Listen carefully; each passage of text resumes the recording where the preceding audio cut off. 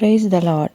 റോമർക്കെഴുതിയ ലേഖനം 4-ാം അധ്യായം 1 മുതൽ 25 വരെയുള്ള തിരുവചനങ്ങൾ. എന്നാൽ നമ്മുടെ പൂർവ്വ പിതാവായ അബ്രഹാം ജഡപ്രകാരം എന്തു പ്രാപിച്ചുവെന്ന് പറയേണ്ടു?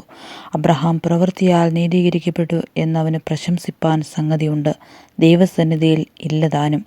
തിരുവെഴുത്ത് എന്തു പറയുന്നു? അബ്രഹാം ദൈവത്തെ വിശ്വസിച്ചു, അതവന് നീതിയായി കണക്കിട്ടു എന്ന് തന്നെ. എന്നാൽ പ്രവർത്തിക്കുന്നവന് കൂലി കണക്കിടുന്നത് കൃപയായിട്ടല്ല, കടമായിട്ടത്രേ.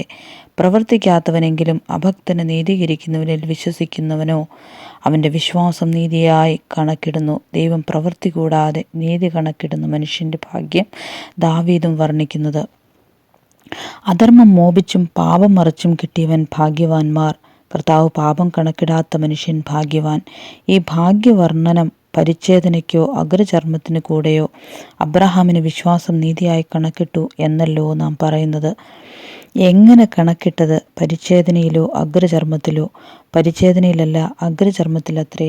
അഗ്രചർമ്മത്തിൽ വെച്ചുണ്ടായിരുന്ന വിശ്വാസനീതിക്ക് മുദ്രയായി പരിച്ഛേദന എന്ന അടയാളം അവന് ലഭിച്ചത് അഗ്രചർമ്മത്തോടെ വിശ്വസിക്കുന്നവർക്ക് കൂടെ നീതി കണക്കിടപ്പെടുവാൻ തക്കവണ്ണം താൻ അവർക്കെല്ലാവർക്കും പിതാവായിരിക്കേണ്ടതിനും.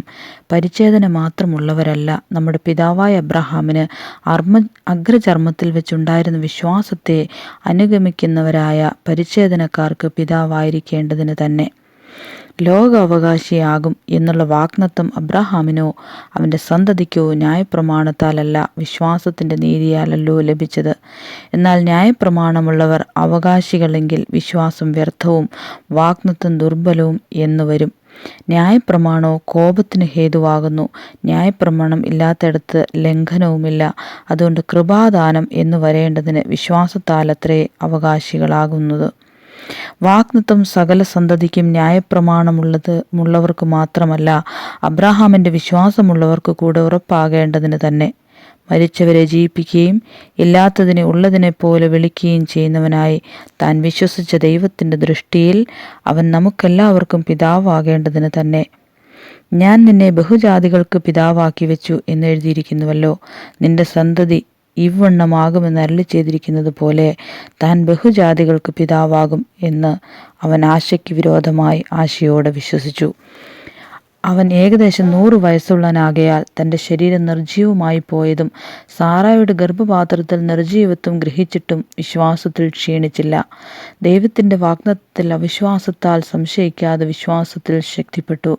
ദൈവത്തിന് മഹത്വം കൊടുത്തു. അവൻ വാഗ്ദത്തം ചെയ്തത് പ്രവർത്തിപ്പാനും ശക്തനെന്ന് പൂർണ്ണമായി ഉറച്ചു. അതുകൊണ്ട് അവനത് നീതിയായി കണക്കിട്ടു. അവന് കണക്കിട്ടു എന്ന് എഴുതിയിരിക്കുന്നത് അവനെ വിചാരിച്ചു മാത്രമല്ല, നമ്മെ വിചാരിച്ചും കൂടെയാകുന്നു. നമ്മുടെ അതിക്രമങ്ങൾ നിമിത്തം മരണത്തിന് ഏൽപ്പിച്ചും നമ്മുടെ നീതീകരണത്തിനായി ഉയർപ്പിച്ചുമിരിക്കുന്ന നമ്മുടെ കർത്താവായ യേശുവിനെ മരിച്ചവരിൽ നിന്ന് ഉയർപ്പിച്ചവരിൽ വിശ്വസിക്കുന്ന നമുക്കും കണക്കിടാനുള്ളത് ആകയാൽ തന്നെ. ആമേൻ.